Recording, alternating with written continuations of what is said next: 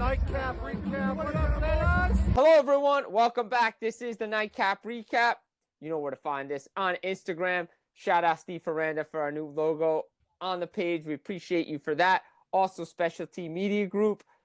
We're locked and loaded with them. The NightCap Recap can be found on their YouTube page. That will be loaded up this week. And on their Spotify as well as our own. Jim Berenger here. Teddy Rapantis. We got a lot to dive into. Teddy, what's going on? Great to be here, man. Week 4 in the NFL. A lot of great action. Always ready to talk some football with you, brother. Absolutely. What a week. What a week in NFL. Let's start in our area. Of course, we got to Jackson Dart, New York Giants. What a performance. But death, taxes, MetLife turf, season-ending injury. Jackson Dart looks great, and Malik Neighbors goes down to an injury. Come on. I can't have anything good, man. I know. On a day that there was some excitement, I had a couple friends that were at the stadium for this game. MetLife Stadium, for those who don't know, has been around since 2009. It's fairly new. Hasn't seen a lot of great things. It's seen one Super Bowl with Eli Manning and the Giants. Other than that, it's been a lot of misery for both football teams there. They told me the opening drive with Jackson Dart coming down and getting that rushing touchdown, there was an excitement in the air. It was loud, louder than they've heard it ever before going to witness games at that stadium. The fan base has been salivating for something. It's just been so many years of quarterback after quarterback after coach after coach after losing season after losing season with all the mishaps and miscues. And this kid brought some excitement, and he did that very early in this game with his legs, called his own number, plays weren't open. He's like, you know what? I'm going to get this thing done. The kid's got spunk. That's one thing I love seeing about this kid. He wasn't going to let the moment get to him. That's a great sign for the future of this team. But like you said, not only this turf taking another victim, but on a day that you get some excitement from Jackson Dart, and you're like, well, we got something here. We got something cooking. We got Scatterbo in the backfield. We got Malik Neighbors. We got Abdul Carter on defense. Neighbors goes down, grabs his knee immediately. If you saw it, you knew it. Unfortunately, we got the news the next day, torn ACL. You can only celebrate this for about 24 hours until the reality set in that now Dart's not going to have his best weapon for the rest of the year. And it would have been great to see what this kid could do with the full slate of weapons, and we're not really going to get that now because any kind of hope you had going 1-3 and potentially be competitive the rest of the year kind of goes out the window. Expectations tempered a little bit, but you got to love what you saw from Jackson Dart, Jimmy. Oh, I loved what I saw from Jackson Dart. I had to watch it on my tablet because I was getting the Bills game, and then I got the Patriot game on a television, so I had to watch the game the other way, but that's okay. But I loved what I saw. Obviously the offense, was stagnant at times again, but the defense really stepped up. And this is what we were talking about Kansas City. If the offense can match the defense, they can compete with teams. And they competed with a really good Chargers team that, again, Giants let them back in the game a little bit. Give it credit to Justin Herbert and Harbaugh and all those guys. They just came up short, a couple turnovers, big Dexter Lawrence with the almost big men running touchdowns. We like that. But look, again, in the red zone, still not as efficient as I would like them to be. They kick some field goals when you off that turnover, you get that interception, you run it inside the 5, you only get a field goal out of it. Like, you got to be able to put a 4. That's a 7. That has to be 7, in my opinion. Like, you have Scatterbo. They weren't calling his number a lot. They were going to Tyron Tracy. They were going to the Singletary. Like, you got Scatterbo. Like, let this dude run. Like, he don't care. Like, let him get in the end zone and do backflips. Who cares? Like, there is excitement for the Giants, and I love what I saw from Jackson Dart. Again, it's 1 week. Maybe it's going to be 2 weeks because you got the Saints coming up. Maybe you can get a second win here. But then reality sets in where you got to play the Eagles twice in 3 weeks. That's never fun. But maybe he gives them a competitive edge because he could throw the ball down the field. He can match the running of, Jalen Hurts. The defense is playing well. Maybe Jalen Hyatt can finally get involved in this offense somehow. They did take him in the first round. He's a good wide receiver from Tennessee. And look, they have the weapons. Excitement is there. Brian Daboll maybe potentially could save his job with this because, like you heard the phone calls at the draft.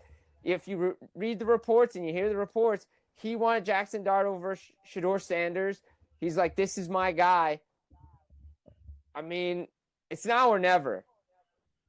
Yeah, the personality matches for these two guys. And you're a college guy, so you'll like this. I saw a tweet that said Jackson Dart definitely plays like a Lane Kiffin coached player. So we all know what kind of guy Lane Kiffin is. You know, he's balls to the wall. Like, we're just going to go all at it here. So I love hearing that. And I agree. Like, Jackson Dart, if he could build on what he did this past week, I know the passing yardage wasn't there. He only had 111 yards. Rookie making his first start. Chargers, pretty good defense. You know that they weren't going to let him just sling it around. Without Malik Neighbors now, they're probably going to rely heavily on that run a lot more. And some of these other guys you just named are going to have to step up. Whether it's Slayton, whether it's Jalen Hyatt, whether it's who else is that? Wandale Robinson, Theo Johnson. Maybe Darius Slayton that's getting overpaid. Yeah. Should step up. Yeah, I feel like they paid him, but they've been trying to get rid of him also for the last couple of years. So he's a guy that's going to have to step up. So all hands on deck to make up for the Malik Neighbors loss now. But all in all, like, you want your fan base to be excited about the future. You want to sell them the future. You want season ticket holders to come in here and buy tickets and come back in droves. You have a young quarterback like this who's got moxie, attitude, and doesn't let the moment get to him. There's going to be growing pains. We know this. It happens with every rookie quarterback. Be prepared for a lot of ugly games and a lot of ugly losses. All you want is him to stay healthy, get through the other side of the season, and say, you know what? If we build around this kid, we got something.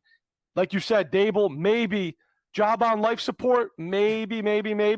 You know, coming back a little bit. We'll see how the rest of the season goes because we'll find out if it's the coaching staff or not by the time the season ends. Yeah, absolutely. But if they're going to keep playing if they're going to go to Jackson Dart's strengths with that playbook and design the playbook around him, then maybe. And it's a slight maybe here. So we'll see what happens. But I can't just put the Giants in that category of, you know, we can't have anything good. Because you've been saying it on this show. And I feel bad for you, man. And I feel bad for my buddy Ryan Payton, too, 49ers fan.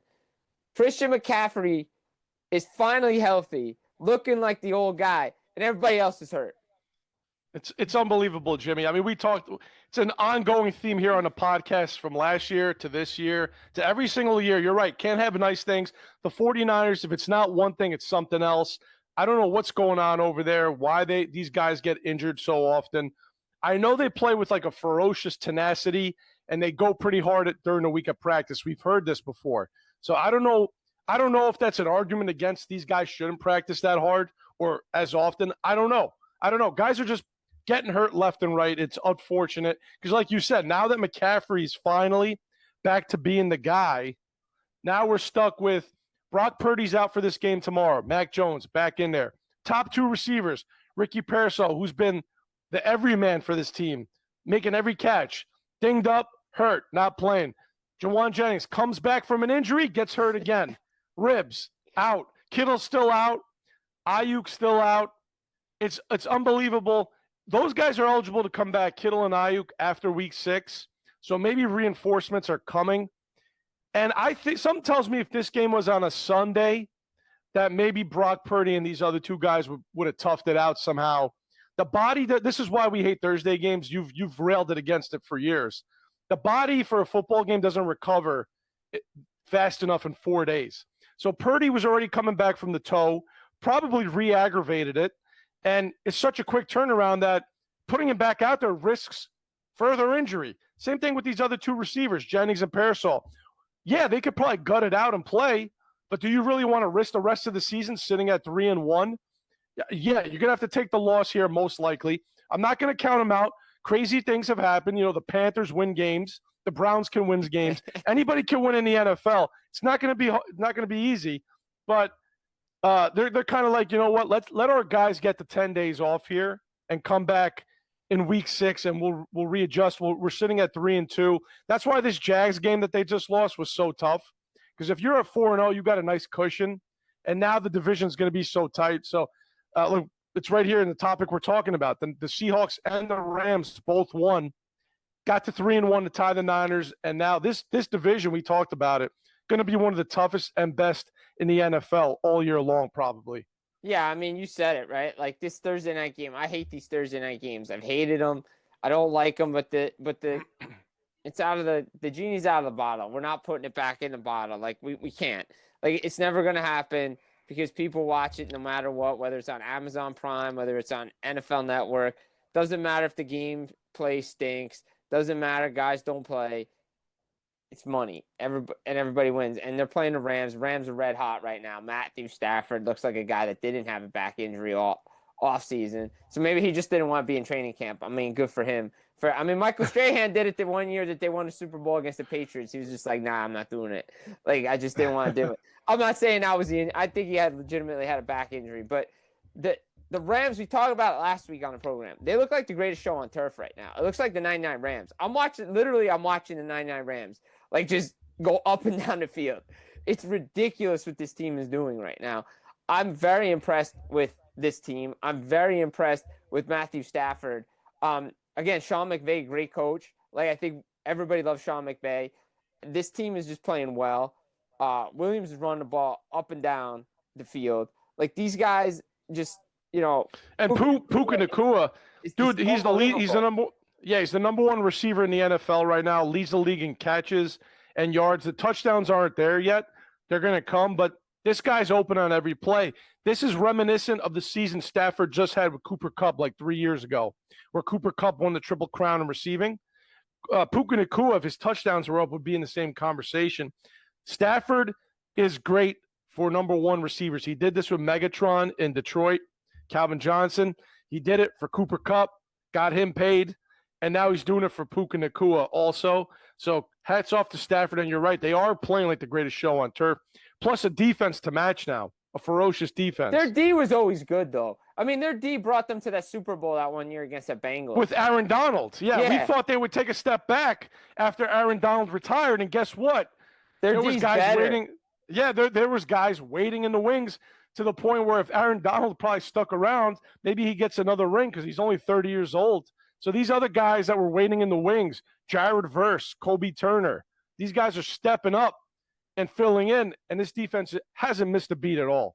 No, and look, we've talked about Sam Darnold in Seattle, and that was a great pickup by them. And maybe, just maybe, Minnesota might be regretting not keeping Sam Darnold around another year. Yeah.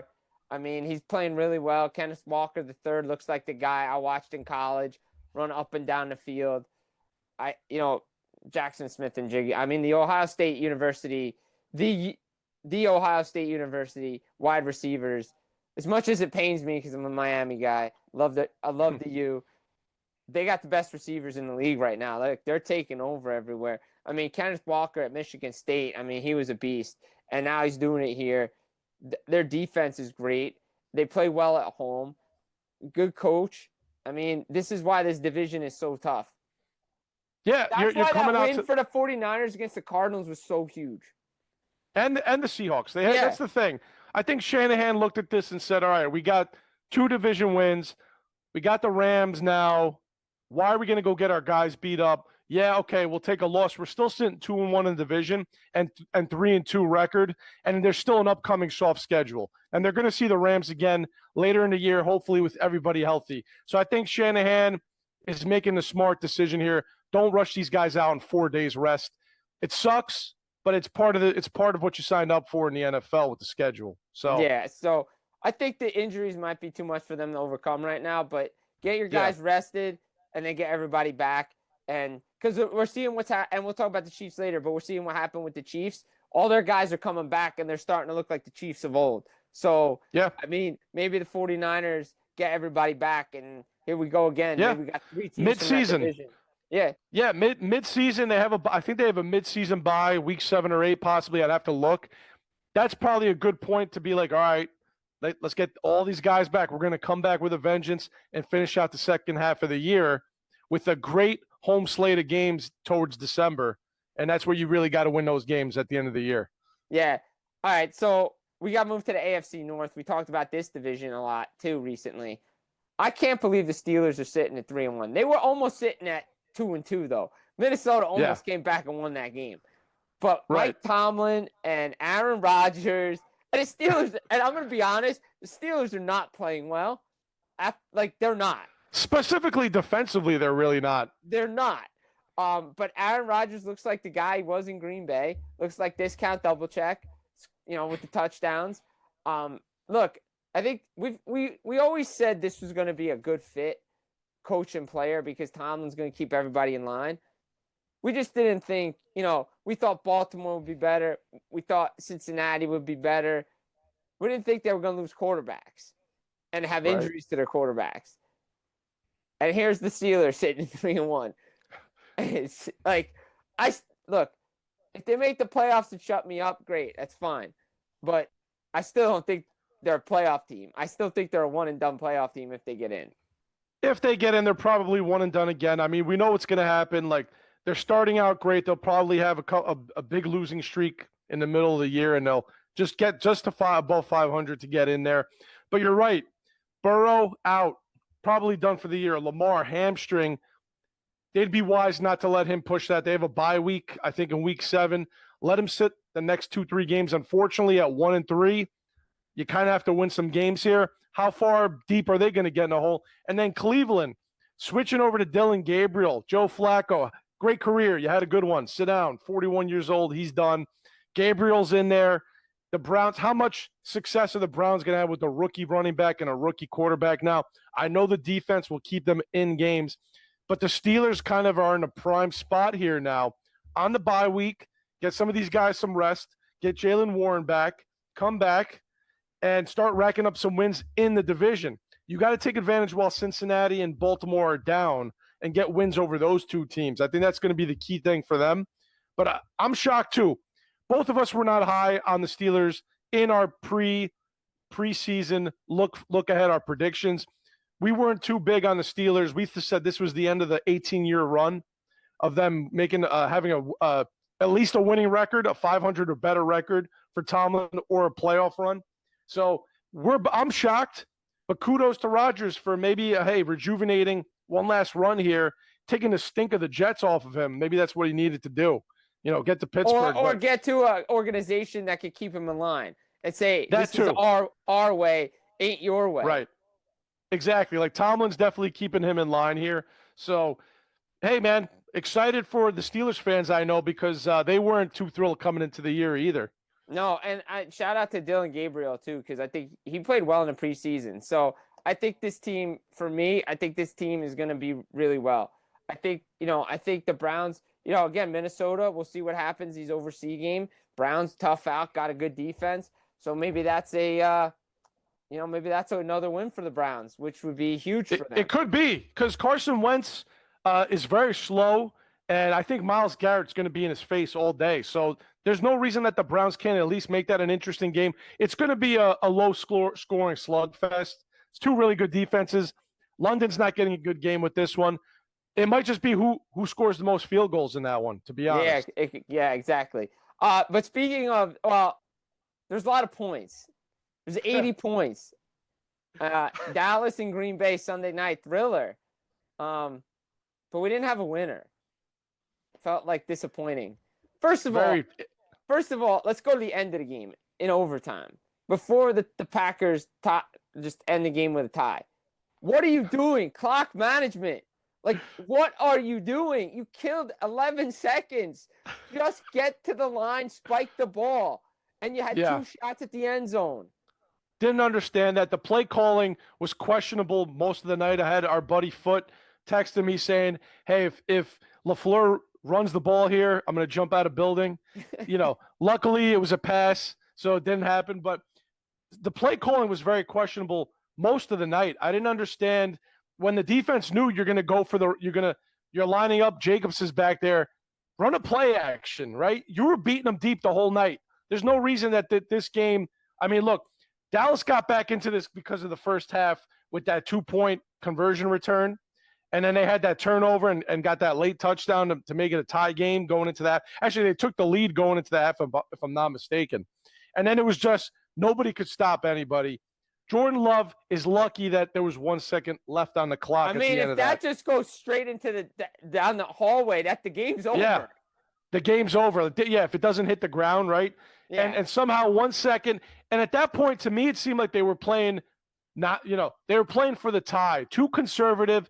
Take the shots, try to win the game. I know a tie is better than a loss, but at that point, they were just playing way too conservative for my liking against a defense they were shredding all night. Yeah, no, and again, some of the play calling, especially towards the end of overtime, like a bubble screen, like what are you doing? Like, and in the middle of the field, like you got to go toward the end zone. You have to go towards the sideline to get out of bounds to save the clock. Like I didn't. And you had speedsters to do it. Right. You have speedy receivers that could do it. Now, look, I know Micah Parsons didn't have the impact everybody thought he was going to have in this game, but he saved the game for the Green Bay Packers. Dak was going in for a touchdown, and he got him. Yes. So, I mean, kudos to Micah for, like, that's a big play. Even though he's upset that his team didn't get the win, he saved the game and saved the tie. And you heard him in the presser, and I did, I watched this game, and I keyed in on him and watched him a little bit. He was so close to getting so many sacks, but we have to credit Dak Prescott for the way he played. The Cowboys were only in this game because of the way Dak Prescott played. Otherwise, they would have lost like 60-20 or something like that. Because Parsons was absolutely right. He's like, you were this close to being sacked like 4 times. And if you go back and watch, Dak was getting the ball out so quick. Before Parsons was there within a split second, and Dak was getting the ball out. Kudos to Dak Prescott for keeping them in this game and making it interesting. It's really on him. It tells you how great of a quarterback he really is. He's been maligned a little bit because of the lack of the playoff success. But in the regular season, he has been a good quarterback when he has all his weapons. And this was like with George Pickens and Jake Ferguson all night. And Pickens had a great game for Dallas. He did. I don't know what happened to Green Bay's defense because they look like world beaters in the first 2 weeks. These last 2 weeks, I don't know what's going on. No, and we know Dallas's D stinks, and we know Dallas is just going to be entertaining, and their offense is going to keep them in games. But I mean, you got to get that defense taken care of. Like we talk about it with Baltimore's defense too. I mean, everybody's D is just getting shredded right now. I mean, the good teams are figuring out a way to get it done, but we know Dallas's D stinks. So look, to me, Green Bay lucky they got out of there with a tie. Too conservative by Matt LaFleur. I think some of the play calling was poor during the game itself because they had chances to take leads, didn't go for like the jugular, and in the overtime, you got to get close to win the game. I'm sorry, like you got to go into Dallas and win that game. Like that tie does. I mean, look, it could get you in a playoff. It'll help you. Yeah, it'll help you later in the year, maybe. Look, with Detroit is like riding the ship now. They're looking like they're just the Detroit that we're used to seeing. So luckily Green Bay didn't take a loss there, but you got to get some things figured out in your week 5 bye before you come back because Detroit now. And the penalties got to get cleaned up. Penalties got to get cleaned up. Detroit now is looking like, hey, we're still the beasts of this division. And Chicago, man. Yeah. Chicago got another victory at 2-2. Minnesota, I don't know how they're going to be looking, but at least Detroit, if you're Green Bay, you're like, you know what? We got to get our crap together here because it's going to be a fight. Yeah. You know what's not going to be a fight because I think this is overblown is A.J. Brown and his antics. I really think it's just Drew would love to hear you say that because I love needling him with this stuff. Look, I think it's overblown. I really don't think it's a big deal. Like, they win games. Like, I get it. He's the great receiver. But the play calling to A.J. Brown is awful. That's on the coach for not getting him involved in the game. Like, that's on the coaching staff. That's not on the player. The player can only do so much. But when his number's not called or the routes aren't there for him, what's he supposed to do? Like, me personally, I don't really care. They're winning games. Like, Eagles fans don't care because they're winning games. And they finally tricked everybody on the tush push. I loved it. Yeah, I saw that. I saw that. I like to needle Drew with this stuff because AJ Brown likes to take to social media and make these cryptic posts, and he's on the sideline reading books, and people want to just push it aside like it's a non-story, and it probably is a non-story. I'm just being a hater of the Eagles because I hate that we team. like to, yeah, but we like to needle Drew. We like to needle Drew and the Eagles, but look, winning's the best medicine, right? If they were not 4-0, this would be a big deal. They'd be like, oh, A.J. Brown wants out of there. And here's the thing.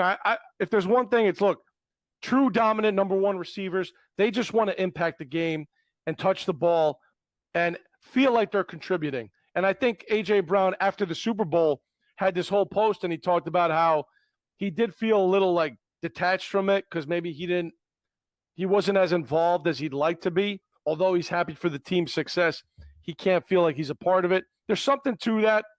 But if you're winning, I mean, look, you could keep this thing going. I know Sirianni said there's nothing to it. AJ today said it's just you guys are just putting stories out there. We'll see what happens if there's ever any losing streak in Philly. I'm interested to see what happens. But we know the Eagles are capable of getting the passing game going because they did it when they were down in their last game, right? They've done it before. So it's not that they're not capable, but like you said, if you're getting the targets, which you got 9 targets, and the routes aren't there and the passes aren't being completed, there's only so much he could do. So right. And look, the Eagles were up huge in this game against the Bucs, and the Bucs almost had another miracle. And the defense came up with a huge INT at the end, and Baker can't throw that ball. He knows he can't throw that football. Like he can't. He can't throw that ball. And the Eagles got away with one because we know the Bucs are their kryptonite, and it looked like it was just going to be a rout. The Eagles looked like it was just going to rout them. Kudos on the Bucs to come back again, but they continue to lose weapons, man.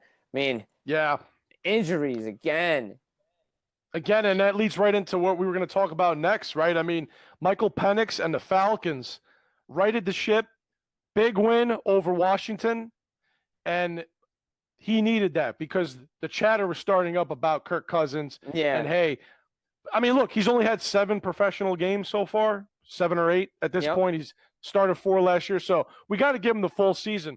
But good for the Falcons because if Tampa Bay is going to be losing superstars left and right, Mike Evans out a while, Bucky Irving now in a walking boot and on crutches, might be iffy for the game this weekend.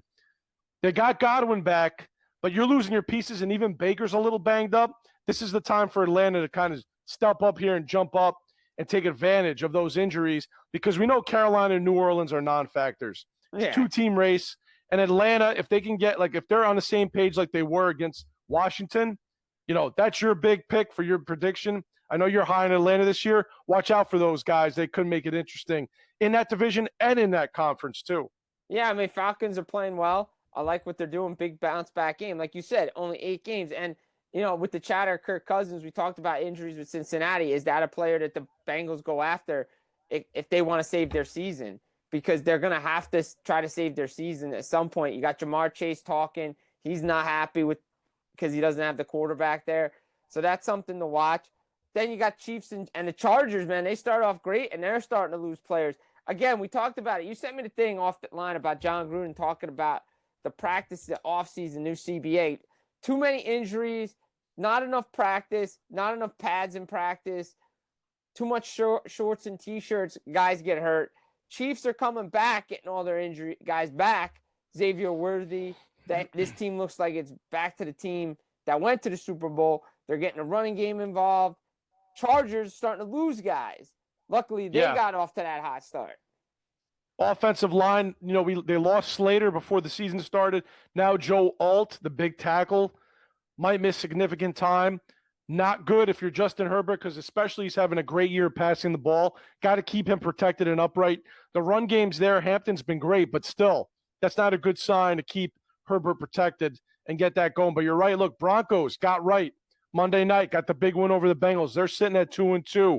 They needed that as well. Bo Nix, really good game. Look good. So that division again now is going to turn into potentially a 3-team race. The Chargers have the edge. They're 3-0 in the division, so that's great for them. But, when the injuries pile up and the other teams get players back and you got the experience of a Pat Mahomes, watch out because we don't want to write them off just yet. You can't count them out. No, because you got to knock them out to count them out. That's the only way. And that's the only way. But if Denver's going to have games like that, and Bo Nix's going to start playing like that, and the defense is going to start playing like that, the Broncos, your pick for that division. We're going to have 3-team race in that division. And now what we're seeing in that AFC South, AEW Jags, like the AEW Jags. The AEW Jags, baby. The all-elite Jags, baby. Like impressive win in San Fran on the road. I mean, Trevor Lawrence, Etienne, these guys, the defense. This is what, look, there may be some people listening to this program and watching us that there was a time the Jacksonville Jaguars were really good. There was a time they made it to an AFC championship game. Yeah, couple times, right? They had good players. They've been up and down, but this is the Trevor Lawrence everybody expected to see when he got drafted at Clemson. This is the guy that won national championships. I love what the Jags are doing right now. And we talked about it in our season previews. If the Jags could be better, if Indianapolis was playing the way they're playing, they were going to give Houston a run for their money in this division. Yeah, I watched that entire Niners-Jags game. I was impressed with the defense, especially getting 4 turnovers on the 49ers at key moments. The other Jared Allen on the defensive side, he's on the Jags, played really well, and they got some guys that they drafted that have been playing lights out. So credit to them for forcing 4 turnovers. And Lawrence and the offense were able to take advantage and get the points on those turnovers, as well as a big special teams play on the punt return, a touchdown. I believe they got one of those off that. So the Jags, very impressive to go out west and do that.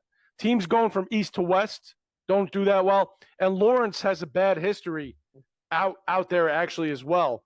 And Travis Etienne, I think they said the last time he was out there, he was with Clemson. They were winning a national championship potentially or something like that. I think that's what they said. But I'm impressed with the Jaguars, man. It's good to see. It's been a long time coming. Maybe they got something cooking here. And the Colts, they had a tough one. 2 touchdowns taken off the board. They could have beaten the Rams here. One off a receiver dropping the ball off the back of the end zone. I hate when that happens. Like, wait till the ball crosses the goal line to celebrate. Please. Yeah, Leon Lett, man. Enough with these guys. Yeah. Like you so the can't ball just bounce in the back. Yeah, and the issue is it's a touchback. The ball's got to cross the plane. Once the ball crosses the plane, our bets are off. But you can't Leon let it, man. And then another TD called back on a holding on the same receiver that fumbled that, had a holding call on a Jonathan Taylor touchdown. So that's 14 points that came off the board for the Colts. They could have won that game. Good against the Rams. Yeah, they could have been sitting at 3-1 also. So it's definitely been sitting at 4-0. 4-0, correct. I'm sorry about that. They would have been still undefeated. So great to see out of those 2 teams. Love to see some competition. And before we move forward, winnable games. And the Colts got 2 winnable games back to back against Cards and Raiders. Like that's right there. They could be 5-1. And I'm glad we're talking about the Colts. I know it's not on the rundown. You sent me this, Jim Morris Sr. You sent some coaching clips. Yes. I just want to say I miss the days of coaches talking about like coaches and coming out to these press conferences and they're very like subtle, low key. They're not giving you too much info. They're talking back to reporters like they don't want to answer questions. What happened to the days where the coach just gave it to you straight? This guy stunk. This guy stunk. That guy was out there. Then trying to run the ball, couldn't complete a pass. We absolutely stunk. Like that's the and best. You weren't worried about hurting your players' feelings and saying it out in the open. That I miss the vibe of coaches. Even Denny Green, used to do something like that. But like Mike Ditka, yeah, I miss coaches being like that. It's amazing going to watch those clips and just see how different things are today. Like, there's no way a coach today would say, "Yeah, this guy busted his kneecap. He can't put weight on it. He might be done for the year." And then he might say, "How about our guy? Our guy, they traded him away, and look at him now." Like, so, I just want to say that Jim Morris Sr. Go watch some old clips of him when he coached the Saints and the Colts. I miss the days of coach. You kidding me? Playoffs? Yeah. I miss coaches. Yeah, good old days of coaching, man. Those are the best. I remember a Ditka one real quick. He's like, somebody asked it. He's like, "Yo, next question." He just says, "Next question." Doesn't even say anything. Just next question. Next question. Like, that's the best. But we got some doozies on a week 5 slate here. Like if you're looking at going up and down the lineup, right? Like we got some nice games. I mean, obviously we got the Thursday nighter, but let's see if the Ravens can get on track here. Texans really, they're not a great team, but maybe Baltimore can find a way. That's with Cooper Rush potentially as a quarterback too, though. Right. You got Broncos, Eagles. That should be a fun game. Yeah, I'm looking forward to that one. Look, Denver got to travel to Philly. Not going to be easy. Bo Nick's going to probably have a tough time against that defense. But Denver's a team that could provide a challenge for the Eagles, and I expect this to be another one of those like slugfest close games. I'll be keeping an eye out on that game. I got like Commanders and Chargers, one of the 8 games on Sunday. That should be a fun game. Jaden Daniels practiced today, full. He should be back. So that game goes up in my book as an exciting game because Jaden Daniels is back. Terry McLaurin might be back too. So if Washington has their full slate of weapons against the Chargers, that's going to be a fun one. Bucks and Seahawks, going to be a tough one. That's a big one. That's going to be a tough one for the Bucks in Seattle, I'll be honest. Yeah, that's a tough one going out to the Pacific Northwest. This is one that the Seattle might win this game and put the pressure on the Rams and the Niners in that division. And look, I can't believe I'm saying this. Chiefs, Jaguars, Monday night is going to be. That's a good one. That's going to be a really good game. In Jacksonville, I think it's good. I agree. I think it's going to be sneaky good. Yeah. Both defenses are really good. So I want to see if Trevor Lawrence can get a big-time win on his resume against Patrick Mahomes. Because a couple of years ago, I think the Jags did play the Chiefs in the playoffs, and they were like a first down away from beating the Chiefs with Trevor Lawrence. So all elite Monday night, for the AEW Jags. So that the cons will be in the house. Yep. The cons will be in. Yeah, absolutely. I mean, again, the bye weeks are starting, so I'm like, you look it up and down. Maybe the Jets can get a win against the Cowboys because the Cowboys D stinks. But, we'll see what happens there. But those are my big slate games. I don't know if you have anything else to add there. No, those are the ones. It's going to be interesting to see if Indy – the Raiders and Geno has been playing really bad. He's just turning the ball over like a maniac.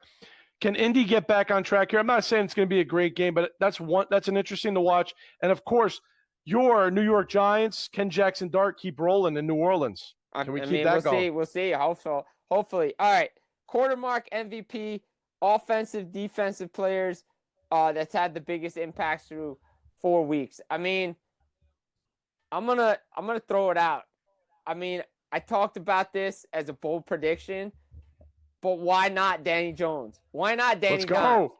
Why not Danny Dimes? Because he's the reason, besides the Colts defense, that the Colts are in this record. Like, I know I've hurt the kid a lot. I've said a lot of things, criticisms, and some of them were justified, no doubt.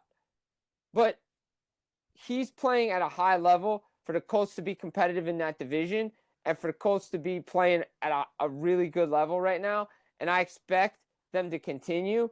And you know what? Again, like you said, if 2 touchdowns don't come back, the Colts are 4-0 right now. So it's easy to put Josh Allen up there. It's easy to put all these guys up there.